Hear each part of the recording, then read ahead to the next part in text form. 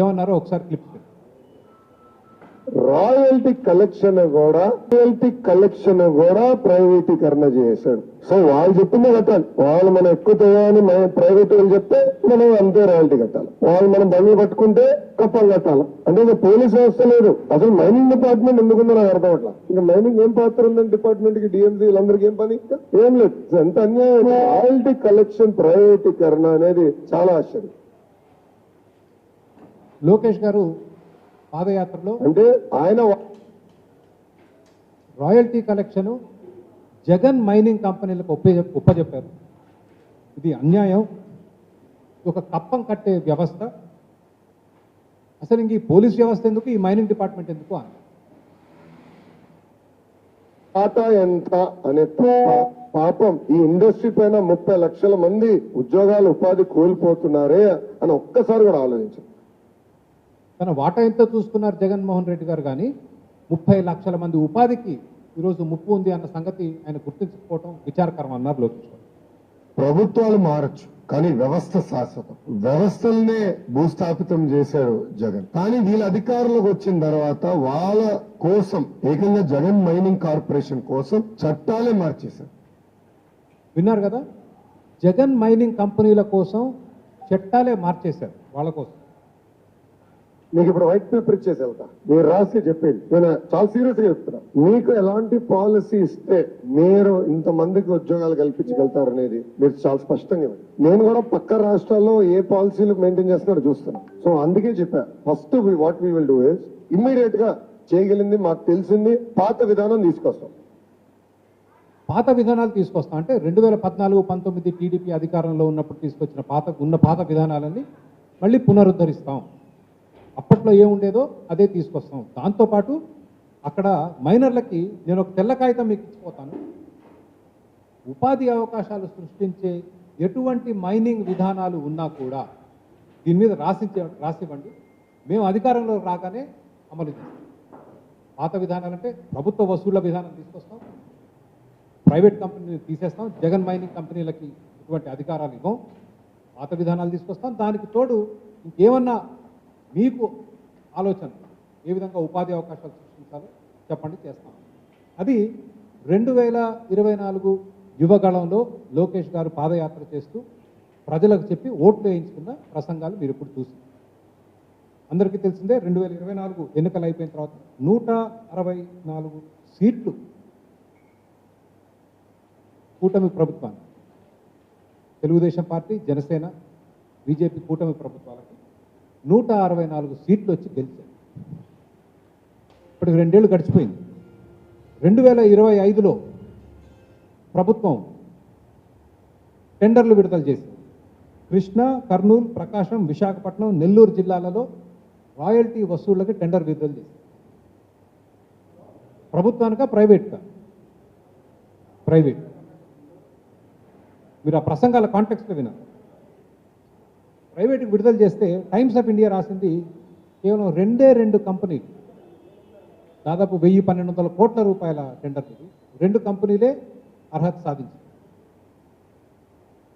ఆ 2 కంపెనీలు ఏవో తెలుసా? Jagan mining company. అవకతవకలు జరిగాయని కూడా రాసింది టైమ్స్.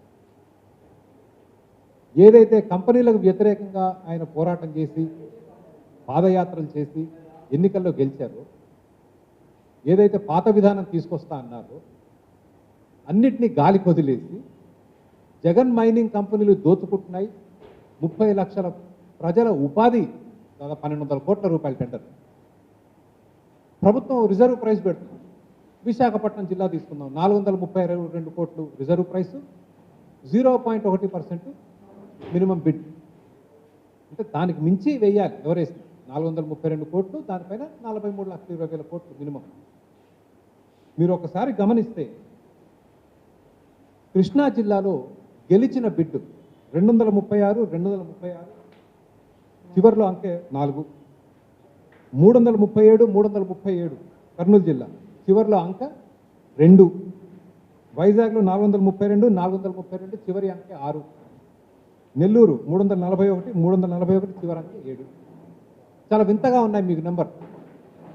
విషయం ఏంటంటే మీరు వైజాగ్లో ఉదాహరణకి టెండర్ గెలవాలి అంటే మినిమం అంటే ప్రభుత్వం విధించిన అమౌంట్ 432 దాని మీద ₹6 అదనంగా వేసి ₹6 అదనంగా వేసి 432 కోట్ల రూపాయల టెండర్ గెలిచారు. అదేవిధంగా కృష్ణాలో ₹4 అదనంగా 4 ఏమంటే 432 కోట్ల రూపాయల టెండర్ వేసేటప్పుడు 25 లక్షలు 1 కోటు 2 కోట్లు 432 అంటే 3 434 35 36 కోట్లు వేస్తాం ₹4. కర్నూలులో ₹2, నెల్లూరులో ₹7. అంటే ఈ టెండర్ మేము తప్ప ఇంకెవరు గెలవరు అనే కాన్ఫిడెన్స్ ఉంటేనే వేస్తాం. టెండర్ అంటే ఏంటి? మీరు టెండర్లు ఇస్తే బిడ్ వేయడం అంటే ఏంటి? ఓ 10 మందికి ఆసక్తి ఉంటుంది, 10 మంది 10 రేట్లు వేస్తారు. అందరికంటే ఎక్కువ వేయాలి మనం గెలవాలంటే. అందరికంటే ఎక్కువ వేయాలి. 400 కోట్ల రూపాయల టెండర్కి ₹6 ఏంటి అసలు? అంటే ఆ టెండర్ భాగవతం ఎంత చక్కగా జరిగిందో మీకు అర్థమవుతుంది. మన రాష్ట్రంలో కాదు, భారతదేశ వ్యాప్తంగా ఉన్న సమస్య ఇది. పేరుకే పారదర్శకంగా టెండర్లు వెళ్ళేది బంధుమిత్రులు వెళ్తూ ఉంటారు. సరే, ఈ టెండర్లు ఇచ్చారు. ఇచ్చిన తర్వాత ఈ కంపెనీలు వసూలు చేయాలి. మీ అందరూ తెలిసిందే, రాష్ట్ర వ్యాప్తంగా గ్రామంలో ఎగబడి ప్రజల్ని బెదిరించి రౌడీయిజం చేసి గూండాయిజం చేసి కొట్టి మీకు ఈరోజు అన్ని వీడియోలు చూపిస్తాం. బెదిరించడం చూపిస్తాం, కొట్టడం చూపిస్తాం, ఎమ్మెల్యే పేర్లు చెప్పి దోచుకోవడం చూపిస్తాం.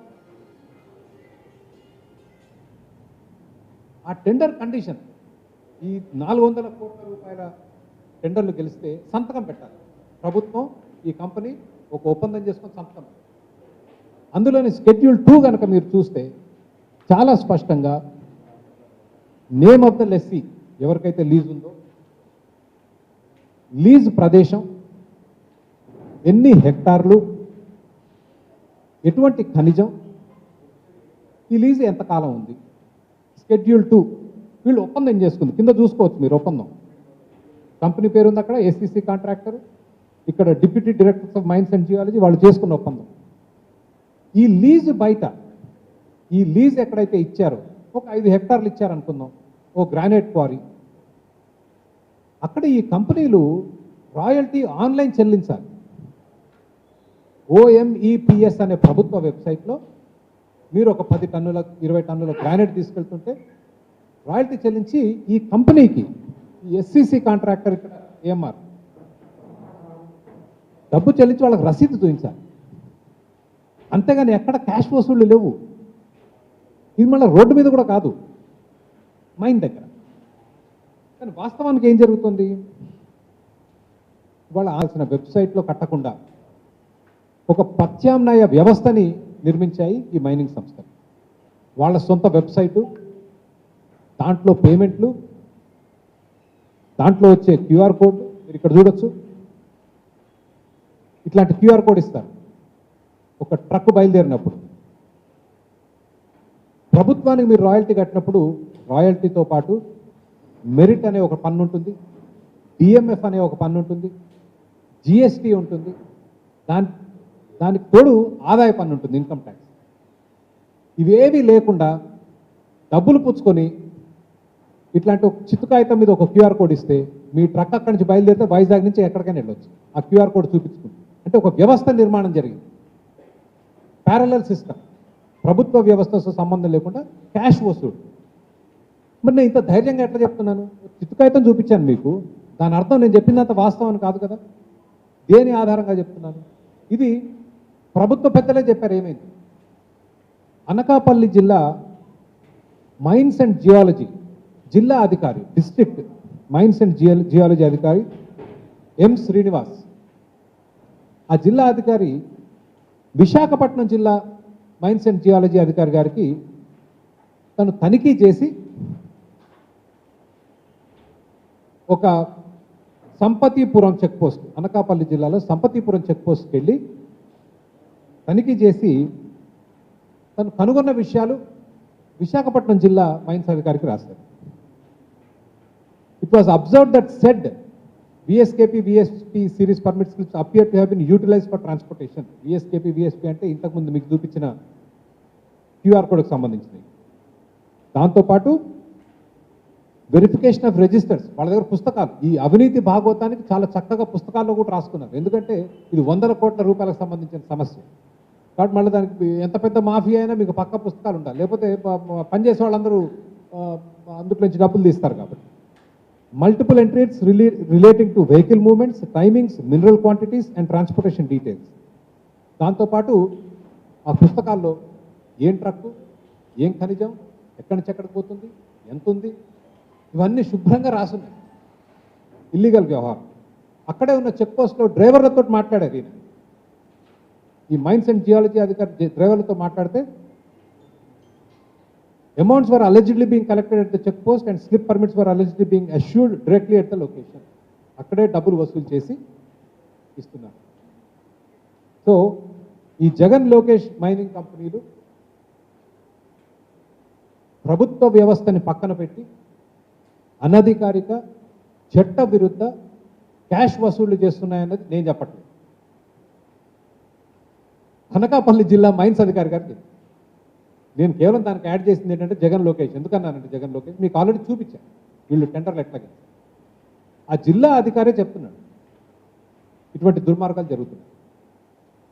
దాంతోపాటు ఈరోజు మైన్స్ అండ్ జియాలజీలో వాళ్ళ మైనింగ్ రూల్స్ ఉన్నాయి. Andhra Pradesh minor mineral concession rules. ఆ రూల్స్లో 10G మేము వాళ్ళ రాష్ట్రంలో ప్రజలందరికీ చెప్పదలుచుకుంది ఏంటంటే ఎటువంటి మైనింగ్ సంబంధించిన వ్యాపారస్తులు మాకు కప్పం కట్టండి, డబ్బులు కట్టండి అంటే మీరు చెప్పాల్సిన పదం 10G. ఇది ప్రభుత్వ మైనింగ్ రూల్స్లో ఉన్న సెక్షన్. దాంట్లో చాలా స్పష్టంగా ఎటువంటి వసూలు చేయడానికి వీల్లేదని ఉంది. మీకు ఒకసారి చూపిస్తాను. బట్ దీంట్లో ఇందాక నేను మీకు QR కోడ్ చూపించాను. ఆ QR కోడ్లో చట్ట విరుద్ధం చాలా స్పష్టంగా ఉంది. Contractor shall not issue manual coupons. Manual coupons అంటే QR code except for the categories of lease and dispatch permitted by the government.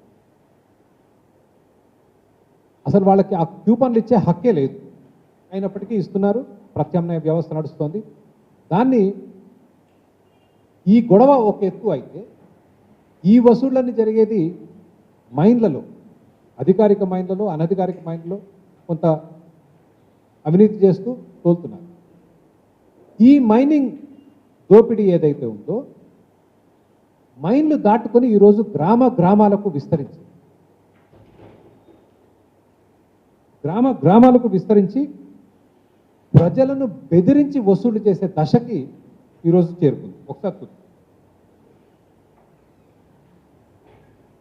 పొలంలో ఒక మెరక నుంచి పొలంలోకి మట్టి మార్చుకుంటున్నాడు. అంటే మెరక ఉన్న మడిని పల్లం చేసుకుంటున్నాడు. వాళ్ళ దగ్గరికి వెళ్ళి నాకు ట్రాక్టర్కి 360 రూపాయలు మట్టికి డబ్బులు కట్టాలి ఈ AMR సంస్థకి. ఏమండి వీళ్ళకున్న కాంట్రాక్టు మైనింగ్ లీజుల మీద రైతుల పొలాలకు పోయి మెరక మీద ఉన్న మట్టి పల్లానికి దోలుకుంటే ట్రాక్టర్కి 300 రూపాయలు వసూలు చేస్తారు, బెదిరించి వసూలు చేస్తారు. ఇదే కంపెనీ వాళ్ళ టెండర్ కండిషన్, ఇది 10Gలో ఉన్న కండిషన్. మీరు టెండర్ గెలిచినప్పుడు టెండర్ డాక్యుమెంట్ ఇస్తారు. ఆ డాక్యుమెంట్లో అన్ని రూల్స్ అండ్ రెగ్యులేషన్స్ ఉంటాయి. ఎంత స్పష్టంగా ఉందో. కాంట్రాక్టర్ షాల్ నాట్ అంటే ఈ కాంట్రాక్టర్ గెలిచిన వాడు cannot collect any amount for the quantities dispatch from leases beyond the respective contract. ఎట్లాంటి డబ్బు వసూలు చేసే హక్కు లేదు అని టెండర్లో ఉంది. వాళ్ళు ఒప్పుకొని బిడ్ వేసిన టెండర్. దీంతో పాటు మైనింగ్ రూల్స్ 10Gలో కూడా ఉంది. అయినప్పటికీ ఈ దోపిడీ ఏ స్థాయిలో ఉందంటే మీరు నమ్మలేరు. పోలీసు సైరన్లు వేసుకొని, బొలీరో బండ్లు వేసుకొని అర్ధరాత్రులు వాహనాలను వెంటాడి ఆపి దోపిడీ చేస్తారు. ఈ లోడ్లు తీసుకెళ్తూ వీటిని సీజ్ చేస్తున్నారు కానీ రాళ్ళని సీజ్ చేసుకుంటున్నారు AMR వాళ్ళు. కానీ పోలీసుల వాళ్ళతో ఏ మాత్రం భయపడి సైరన్ అధికారం ఎవరు ఇచ్చారు మీకు? నీకు పబ్లిక్ ప్లేస్ సైరన్ ఏమంది ఎవరు చెప్పు? మీకు సైరన్ పర్మిషన్ ఉందా? చూసారుగా పోలీసులు అక్కడే ఉన్నారు, సైరన్ వేసుకొని అర్ధరాత్రి వాహనాలు ఆపి డబ్బులు వస్తుంది. దీంట్లో ఇంకో తమాషా ఉంది. ఈ వీళ్ళకి ఏదైతే ఒప్పందం ఉందో ముడి సరుకు మీద రాయల్టీ వసూలు చేయాలి, ఫినిష్డ్ గూడ్స్ మీద వసూలు చేస్తారు. కడతామని అనట్లేదు, కడతాం. కాకపోతే అంతా ఒరిజినల్ బిల్ ఇవ్వాలి మాకు. ఫినిష్డ్ గూడ్స్ మీద కూడా వసూలు చేస్తారు. వింత ఏంటంటే గ్రామాల్లో పాపం ప్రజలు ఎంత అమాయకులు అంటే, మేము డబ్బులు కట్టాలంటున్నారు కదా, ప్రభుత్వం డబ్బులు కనీసం మాకు ప్రభుత్వ రసీదు ఇవ్వండి. వాళ్ళ దగ్గర డబ్బు, ప్రతి ట్రాక్టర్ దగ్గర డబ్బులు వసూలు చేసి చిత్తు కాగితాలు ఇస్తారు. ఒక రైతు అతను ఆవేదన చూడండి, మేము కడతాం డబ్బులు అని చెప్తాం. కడతామని అనట్లేదు, కడతాం. కాకపోతే అంతా ఒరిజినల్ బిల్ ఇవ్వాలి మాకు. ఒరిజినల్ బిల్ ఇవ్వాలి అంటారు. ఇంకా నెల్లూరు జిల్లాలో రోడ్డు మీద వెళ్తున్న ట్రాక్టర్ ఆపి ఎట్లా వసూలు చేస్తున్నారు? సిటీ మార్నింగ్ లోడ్ వేసుకున్నాం, ఎక్స్ట్రా లోడ్ అని చెప్పి ఆపి డబ్బులు అడుగుతున్నారు. ఎవరు అడిగేది? ఏమారో డబ్బులు అడుగుతున్నారు. నెల్లూరు జిల్లాలో రోడ్డు మీద ట్రాక్టర్ ఆపి లోడ్ ఎక్స్ట్రా అయిందని డబ్బులు అడుగుతున్నారు. అసలు వాళ్ళకి ఆపే హక్కు లేదు, డబ్బు తీసుకునే హక్కు లేదు, చట్టాలకు విరుద్ధం. ఎట్లా జరుగుతుందో మనకు అర్థం కాని విషయం ఏంటి? ఇంత చెప్పమంటారా? మైనింగ్ మంత్రి గారిని ఎవరు అడిగారు, మంత్రి గారు ఏం జరుగుతుంది ఇక్కడ? ఈ విధంగా రోడ్ల మీద ఆపి ట్రాక్టర్లని, లారీలని, డీసీఎం బండ్లని ఆపి ఎప్పుడు పడితే రోడ్ల మధ్యలో ఆపి డబ్బులు వసూలు చేస్తున్నారు. ఇది ఎంతవరకు కరెక్ట్ అంటే మంత్రి గారు ఏమన్నారో ఒకసారి వినండి. ఇల్లీగల్ గా వసూలు చేయడానికి అవకాశాలు లేవు. ఆన్లైన్ పర్మిట్స్ ని వెరిఫై చేసుకోవడం, వాటిని ఆ కలెక్షన్ ఏదైతే ఆ సేనరైజ్ కలెక్షన్ ఉందో అది మాత్రమే వాళ్ళకి బాధ్యత. వితౌట్ లో చేయడానికి ఎటువంటి అవకాశం లేదు. అట్లాంటి పరిస్థితుల కోసం చాలా సీరియస్ గా ఉంటాం. డెఫినెట్ గా మా దృష్టికి వచ్చింది కాబట్టి ఇమీడియట్ గా దాన్ని కంట్రోల్ చేస్తాం కూడా తెలియజేస్తాం. అసలు వసూలు చేసే హక్కే లేదు. మంత్రి గారు కూడా ఎక్కిపోయిస్తున్నారు. మరి రాష్ట్ర వ్యాప్తంగా ఈ దోపిడీ ఎట్లా జరుగుతుంది? పోలీసులు మాట్లాడరు, మైనింగ్ అధికారులు మాట్లాడరు, రెవెన్యూ డిపార్ట్మెంట్ మాట్లాడదు. దీంట్లో అందరి పాత్ర ఉంది. ఒకసారి ఎమ్మెల్యేలు కూడా ఈ దోపిడీ పర్వంలో ఎట్లాంటి పాత్ర పోషిస్తున్నారో చూసి తరించారు. అంటే ఎమ్మెల్యే గారితో మాకేం పని? మా పొలం మా ఇష్టం. ఎమ్మెల్యే గారితో ఏంటి ఇక్కడ పని? ఎమ్మెల్యేతో సంబంధం ఏంటి అసలు? రోడ్డు మొత్తం కమర్షియల్ అండి. ఇక్కడ నర్సాపేట నుంచి గుంటూరు వరకు మొత్తం కమర్షియల్. పక్క తోలుకోమనండి. మైనింగ్ కట్టమనండి.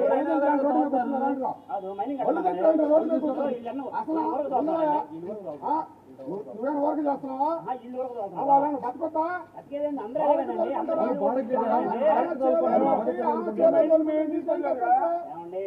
నీకంటే బండి కట్టాలి, ఎందుకు కట్టాలి? నీకు ఎందుకు కట్టాలి అసలు? నీకు డబ్బులు ఆమె చేలో మట్టి ఆమె తోలుకుంటుంది. ఎమ్మెల్యే లెటర్ ఎందుకు ఇవ్వాలి నీకు? అసలు ఎమ్మెల్యే లెటర్ నీకెందుకు? ఎమ్మెల్యే గారు పర్మిషన్ ఇచ్చినట్టు మీకు నువ్వు రాసి ఎమ్మెల్యే గారు లెటర్ ఇస్తే మేము మట్టి తోలుకొని ఇస్తాం. నువ్వు రాసి నీకు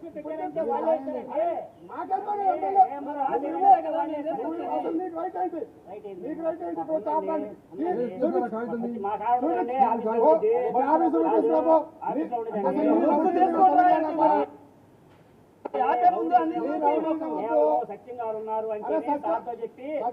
మైనింగ్ బిల్ ఏంటి? మరి ఎమ్మెల్యే గారితో మాట్లాడడం మరి ఎలా ఇది ఇంకో జిల్లాలో, అడుగుతాం కదా. అనకాపల్లి జిల్లాలో